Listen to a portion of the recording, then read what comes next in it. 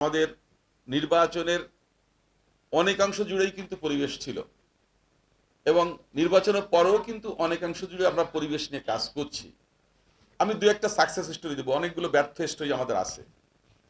আমরা দায়িত্ব নেওয়ার পরে আমরা টার্গেট নিয়েছিলাম আমরা 6 মাসের ভিতর 2000 একর জায়গা আমরা উদ্ধার করব। সারা বাংলাদেশে যত বন দখল হয়েছে বিভিন্ন ডিস্ট্রিক্টে আমরা 1807 একর পর্যন্ত গত সম্ভবত 30শে জুলাই পর্যন্ত আমরা উদ্ধার করেছি, 1807 একর।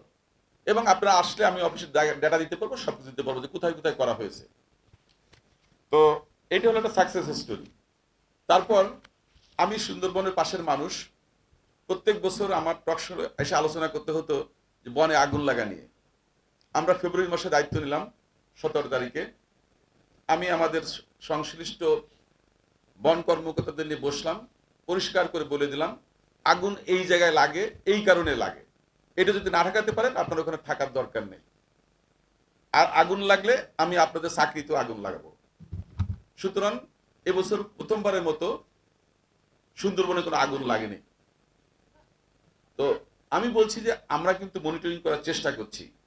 আর গাছ লাগানো নিয়ে অনেকেই অনেক মন্তব্য করেছেন, এটা খুবই স্বাভাবিক।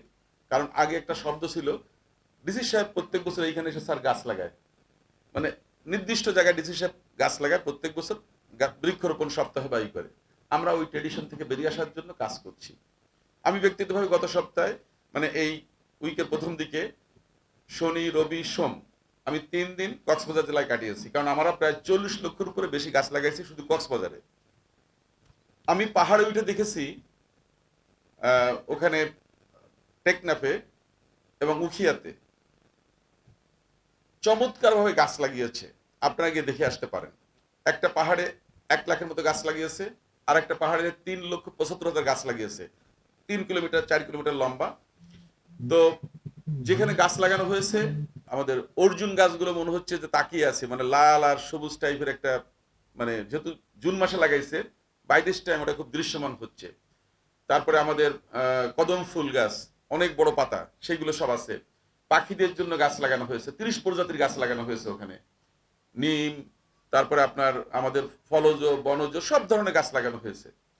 আপনি গাছ লাগাবেন কি লাগাবেন এটা আপনার ব্যাপার, কিন্তু যদি আপনি 25 কোটির ভিতরে ঢুকতে হয় ডেফিনেটলি এটা অ্যাকাউন্টিং এ থাকা লাগবে, না হলে রিপ্লেসমেন্ট করতে হবে। এর বাইরে কোনো বিকল্প নাই। পরিষ্কার বার্তা আমরা সবাইকে দিয়েছি। তো সুতরাং আমি আপনাদেরকে বলতে পারি, যদি আপনারা কোথাও দেখেন যে 25 কোটিতে লেখানো হয়েছে কিন্তু ওই গাছের অস্তিত্ব নাই, হ্যাঁ, গাছ লাগানোটা সামাজিক আন্দোলন, সারা বাংলাদেশে স্কুল কলেজ বিভিন্ন জায়গায় লাগছে। যেমন আমাদের ওয়ান চাইল্ড ওয়ান ট্রি বা ওয়ান স্টুডেন্ট ওয়ান ট্রি যখন প্রোগ্রাম করা হলো তখন 2 লক্ষ 2.5 লক্ষের কথা বলছে, আমরা কিন্তু একটা আমাদের অ্যাকাউন্টে ঢুকাই নেই, কারণ ওটা ব্যক্তি পর্যায়ে লাগানো হয়েছে। ওটার ব্যবস্থাপনা কি হবে, রক্ষণাবেক্ষণ কি হবে, সেই জন্য আমরা এটাকে কিন্তু আমাদের অ্যাকাউন্টিং আনিনি। অনেক সামাজিক সংগঠন লাগাচ্ছে, বলছে যে প্রধানমন্ত্রীর 25 কোটি বৃক্ষ, একটা সুন্দর টাইটেল সবাই নেওয়ার চেষ্টা করছে। বাট আমরা কিন্তু যে ডেটাটা আমরা ব্যবহার করছি সেটা হচ্ছে সুনির্দিষ্ট তথ্যপত্রের ভিত্তিতে, কোন মন্ত্রণালয় কোথায় লাগাইছে কিভাবে লাগাইছে। আমরা চাচ্ছি এই 25 কোটি দিয়ে একটা বিপ্লব তৈরি করতে, যেটা আমাদের স্লোগান, বৃক্ষরোপণে সাজাই দেশ সবার আগে বাংলাদেশ। সবাই কিন্তু এটা নিয়ে যথেষ্ট আগ্রহ দেখাচ্ছে এবং কাজ করছে, এবং 25 কোটির বাইরেও বিপুল মানে বৃক্ষায়ন হচ্ছে সারা বাংলাদেশ জুড়ে, যেটা খুবই আশার কথা আর কি। আমি মনে করি যদি এটা করতে পারি আমরা হয়তো বৃক্ষরোপণ দিয়ে একটা জিনিস পাবো, সেটা হচ্ছে যে আমাদের পরিবেশের যে ভারসাম্য সেটা আমরা একটা ব্যালেন্স আনতে পারবো। হয়তো তাপমাত্রা কমিয়ে আসবে বা বৃষ্টির পরিমাণ বৃদ্ধি পাবে, এবং আমাদের যে রিসাইকেলিং যেটা হয় ইকোসিস্টেম সেটা অনেকটা বেটার হবে। আমরা ডিসেম্বর এবং জানুয়ারি থেকে 2 কোটি কেওড়া গাছ লাগাবো উপকূলের আমাদের কিছু জায়গা আছে সেখানে। এবং এইটা দিয়ে কিন্তু আমরা কার্বন ট্রেডিং এর দীর্ঘদিন যে কথা হচ্ছিল, বায়বীয় যে কথাটা ছিল, সেটাকে বাস্তবায়ন করার জন্য আমরা উদ্যোগ নিয়েছি এবং আমাদের কার্বন ফ্রেমওয়ার্ক নিয়ে কাজ হচ্ছে। আশা করি যে এইটাকে দিয়ে আমরা বৃক্ষের ভিতর যে এন্ট্রি সেটা শুরু হবে। এর আগে কোনো এন্ট্রি হয়নি, শুধু আলোচনায় ছিল। যেহেতু আজকে আবর্জনা মুক্ত বাংলাদেশ, এটা করতে হলে বর্জ্য ব্যবস্থাপনা খুবই গুরুত্বপূর্ণ, এবং এটা হচ্ছে আমাদের মনুষ্য সৃষ্টি বর্জ্য। এটা কিন্তু আকাশ থেকে আসছে না, কিন্তু আমরাই যে বর্জ্য তৈরি করছি সেটা নিয়ে আমরা হিমশিম খাচ্ছি। সুতরাং এটার দায়িত্ব আমাদেরকে নিতে হবে। এই বর্জ্য ব্যবস্থাপনা ছাড়া আপনি এইগুলো থেকে বেরিয়ে আসার কোনো সুযোগ নাই।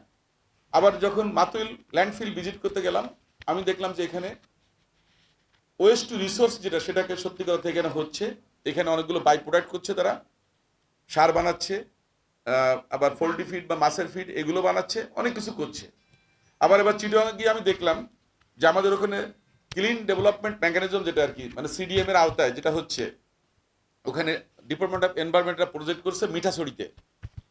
ওখানে দেখলাম চিটাগাং হোটেলের সব খাবার, ভাত সহ যত বর্জ্য আছে সব আনতেছে, ওটাকে প্রসেসিং করে তারা জৈব সার বানাচ্ছে, 10 টাকা করে কেজি বিক্রি করতেছে, প্রোডাকশনে গেছে। আমার কাছে খুব ভালো লাগছে জিনিসটা, যে না, থিংস আর রানিং। বাট হয়তো প্রযুক্তি অনেক পুয়ার, কারণ দেখা যাচ্ছে ম্যানুয়ালি অনেক ইউজ হচ্ছে, কিছু হ্যাজার্ড আছে। বাট ইনিশিয়ালি এগুলো হবে, যখন এটাকে আমরা একটা পর্যায়ে যাবো তখন হয়তো আরো ফাইন টিউনিং করা সম্ভব হবে। তার পাশেই আরেকটা ইন্ডাস্ট্রি, ওখানে দেখলাম যে পাতলা পলিথিন, চিপসের প্যাকেট, বিস্কিটের প্যাকেট, এই যেগুলো আছে সিঙ্গেল ইউজ পলিথিন যেটা আর কি, সেটা নিয়ে তারা কাজ করছে। এবং ওখান থেকে তারা মানে ওই যে প্লাস্টিকের কিছু ম্যাটেরিয়ালস বানাচ্ছে, কাঠ বানাচ্ছে, অন্যান্য করে করছে, এবং দেখলাম যে খুবই ভালো। কিন্তু ওদের আর্থিক সমস্যা আছে। তো আমাদের সমস্যা হচ্ছে আমাদের ব্যাংকগুলো, যেমন আমি সেদিন গিয়েছিলাম, এমটিবি ছিল ওখানে, হচ্ছে মিউচুয়াল ট্রাস্ট ব্যাংক ছিল একটা স্পন্সর ব্র্যাক ব্যাংক ইউনিভার্সিটির অনুষ্ঠানে। আমি বললাম যে আপনারা কর্পোরেটে মানুষকে খুশি করার জন্য অনেক বেশি টাকা খরচ করেন, কিন্তু সত্যিকার অর্থে আপনারা যদি চান যে এই রিসাইকেলিং বা বর্জ্য ব্যবস্থাপনা, তাহলে আপনাদেরকে কিন্তু দৃশ্যমান কিছু কাজ করতে হবে। এখন অনেক প্রযুক্তি আসছে সারা পৃথিবীতে, সেইগুলো যদি আমরা কাজ করি, তাহলে আমি মনে করি যে এটাকে অনেক কিছু কমিয়ে আনা সম্ভব হবে। রাতারাতি সব সম্ভব হবে না। যে নদী একটা জীবন্ত সত্তা, এই সত্তাটাকে আমরা জীবন্ত বিশ্বাস করি না। আমরা মনে করি যে আমার মতো করে আমি ব্যবহার করতে পারি, তাকে গলা টিপে হত্যা করা হচ্ছে। এর অন্যতম কারণ হচ্ছে আপনাদের উচিত, আমি মনে করি সাংবাদিকদের প্রত্যেকের উচিত, বর্তমান যে পদ্ধতিতে ব্রিজ তৈরি হয়, এটা খুবই একটা হার্মফুল স্টাইল। ফ্ল্যাট দিয়ে দেখা যাচ্ছে গ্রামে একটা ছোট্ট কালভার্ট করবে, এমন ভাবে ফ্ল্যাট দেয় যে আর কোনো জায়গা কিছু নাই, অটোমেটিক্যালি দক্ষিণবঙ্গলি সিল্টেড হয়ে যায়, সেখানে আর পলি পড়ে বরাদ হয়ে যায়। আপনি দেখছেন পদ্মা নদী কিভাবে বরাদ হয়ে গেছে। যারা পরিবেশবাদী সাংবাদিক আছেন, তাদেরকে দৃঢ় ভূমিকা রাখতে হবে। মাননীয় প্রধানমন্ত্রী যখন আপনারা কোনো প্রতিবাদ করেন, তখন আমাদের কিন্তু সাথে সাথে ফোন আসে। তো আপনারা যদি তুলে ধরেন, সেটার সাথে সাথে আমি মনে করি বর্তমান সরকার আন্তরিক এবং সেখানে পদক্ষেপ নেবে। আবর্জনা মুক্ত বাংলাদেশ করতে হলে আপনাদেরকে বেশি করে এগুলো কাজ করতে হবে, তুলে ধরতে হবে পত্র পত্রিকায়। আমাদের এখানে হয় কি, দায়িত্ববোধটা নাই। পলিথিন এটা নিষিদ্ধ, সিঙ্গেল ইউজ পলিথিন যেটা পাতলা পলিথিন। ইতিমধ্যেই আমাদের মন্ত্রণালয় থেকে প্রত্যেক বাজারের মালিক সমিতি, আমাদের মন্ত্রী পরিষদ বিভাগ, সব জায়গায় চিঠি দেওয়া হয়েছে যে এই অগস্ট মাসের ভিতর আপনারা যে কোনো মূল্যে এটাকে বন্ধ করেন। তো সবাই যদি আমরা যার যার জায়গা থেকে কাজ করি, তাহলে পলিথিনটা আমরা কিন্তু মুক্ত করতে পারবো, বিশেষ করে সিঙ্গেল ইউজ পলিথিন। আর 3R ছিল, এখন আমরা 4R এর কথা বলছি, যে রিডিউস, রিসাইকেল বা রিডিউস, রিসাইকেল, রিউজ। এখন আমরা বলছি রিজেক্ট। তো আমি মনে করি আমরা যদি প্রত্যেকে ব্যক্তি পর্যায়ে এটাকে মেনটেন করি, আপনি বাজারে গেছেন, আপনাকে পলিথিন দিচ্ছে, বলছেন না দেওয়ার দরকার নেই, তুমি এটা দিও না, তাহলে কিন্তু আপনাকে দিবে না কিন্তু। তো আমি মনে করি আমরা যদি দায়িত্বশীল হই, তাহলে এই পলিথিনের বর্জ্যটা আমরা কমাতে পারবো। এবং পলিথিন বর্জ্য কমলেই আপনার ঢাকা শহরের যে সয়ারেজ লাইনগুলো আরো অ্যাক্টিভ হবে এবং সবকিছু সুন্দর মতো হবে। আর নদী দূষণ নিয়ে যেটা বলতেছিলেন, যে আগে আমরা তুরাগ এবং বুড়িগঙ্গা, এখানে 38 কিলোমিটার আছে, এই 38 কিলোমিটারকে আমরা টার্গেট করি। কারণ আমাদের টোটাল তুরাগ, শীতলক্ষা, বুড়িগঙ্গা, বালু এবং ধলেশ্বরী, এই 5টা নদীতে আমাদের কমপক্ষে 424টা পয়েন্টে ডিচার্জ হচ্ছে। তার ভিতর ওয়াশার হচ্ছে 66 জায়গায়। উত্তর সিটি কর্পোরেশন, দক্ষিণ সিটি কর্পোরেশন তারা সরাসরি ডিচার্জ করছে। তো আমরা এইটা নিয়ে একটা ম্যাপিং করছি এবং কাজ করছি। তো আমরা আশা করব যে এইটাও আমরা সাকসেসফুলি যদি করতে পারি, তাহলে একটা দৃশ্যমান অগ্রগতি হবে। আর চলবে, এটা বর্ষা, কিন্তু শীতকালে গিয়ে চালানো সম্ভব হবে না যদি আমরা এটাকে ঠিক করতে না পারি। তো এটা নিয়েও উনি যারা বিশেষজ্ঞ পর্যায়ে আছে তাদের সাথে কথা বলছেন এবং এনফোর্সমেন্টে কাজ করছেন। সুতরাং আপনাদেরকেও বলবো যে আপনারা এই সংবাদগুলোকে আরো গুরুত্বের সাথে তুলে ধরেন, যে পয়েন্টগুলো আপনাদের কাছে অসঙ্গতি মনে হয় সেগুলো তুলে ধরেন, তাহলে আমাদের জন্য কাজ করতে আরো সুবিধা হবে। তো নদী দূষণ নিয়ে আমি বলবো যে এইটা যতক্ষণ পর্যন্ত আমরা নিজেরা ঠিক না করতে পারবো, ততক্ষণ পর্যন্ত অত সহজে কিন্তু সম্ভব না। কারণ আপনি যত টেকনোলজি ইউজ করেন না কেন, যেমন সেদিন মিটিংয়ে দেখা গেছে ওখানে প্রজেক্ট তুলে ধরা হয়েছে, আমরা বলেছি প্রজেক্ট করে কোনো লাভ নেই। যদি আমি দূষণ বন্ধ করতে না পারি, মানে উৎস বন্ধ করতে না পারি, তাহলে ওই দূষণ কখনো নিয়ন্ত্রণ করা সম্ভব না। কারণ আপনি যত টেকনোলজি ইউজ করেন না কেন, পানি পরিষ্কার করেন, কিন্তু উপর থেকে আপনি ছাড়ছেন, তাহলে তো অবশ্যই দূষণ হবে, তাই না? তো আমরা মনে করি যে এইটা নিয়েও আপনাদের একটা গুরুত্বের সঙ্গে দেখতে হবে। আর পাশাপাশি প্রকৃতি নির্ভর সমাধানকে সবচেয়ে বেশি গুরুত্ব দিচ্ছি আমরা। যেমন গাছ লাগানো, আপনার খাল খনন, আপনার ইলেকট্রিক বাস, রিনিউয়েবল এনার্জি। তো এই যে প্রজেক্টগুলো, এই সবগুলো কিন্তু প্রকৃতি নির্ভর সমাধান। যদি আমরা এগুলোকে প্রমোট করতে পারি, তাহলে আমাদের দায়িত্বটা কিন্তু আমরা সঠিকভাবে পালন করতে পারবো। যে এরিয়াগুলোতে দূষণ হচ্ছে বা পানি দূষণ হচ্ছে বা আপনার যদি দখল হচ্ছে, এইগুলো নিয়ে আপনারা একটু আপনাদের জায়গা থেকে আমাদেরকে জানান, আমরা চেষ্টা করব আপনাদের রিপোর্ট নিয়ে কাজ করার জন্য, এবং এটা আমাদের জন্য অনেক সহজ হবে।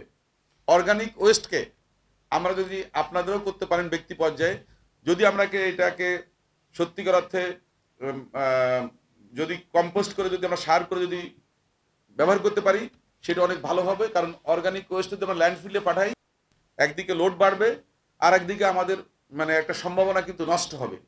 যেটা আমাদের এই সিটি কর্পোরেশনগুলো কয়েকটা যেটা করছে, আমি দেখে আসলাম, এখানে আমাদের মাতইলেও করছে। আমরা যদি ভলিউম বাড়াতে পারি, সারা বাংলাদেশে কাজ করতে পারি, তাহলে এই বর্জ্য কিন্তু আমাদের সম্পদে রূপান্তর হবে। আর ঢাকা শহরে শীতের দিনে মনে করেন বৃষ্টি হয় না, যার জন্য ধুলা বা অন্যান্য বেড়ে যায়। আমরা যদি একটু সচেতন হই, বিশেষ করে যে রাস্তাগুলো দীর্ঘমেয়াদে পড়ে আছে, খনন করছে না, চলে যাচ্ছে, বা একসঙ্গে 5টা কাজ করতেছে, এইগুলো নিয়ে আমাদেরকে গলা চিপে ধরতে হবে। যে বেটা, তোর টাইম আছে 5 দিন, 10 দিন তো তুই শেষ করতে হবে, কারণ তোর জন্য তো আমি সাফার করবো না, তোর জন্য তো আমি হসপিটালে যাবো না। আপনাদেরকে এইগুলো ফোর্স করতে হবে, এবং সেক্ষেত্রে আমি মনে করি বর্তমান সরকার আপনাদের পাশে থাকবে।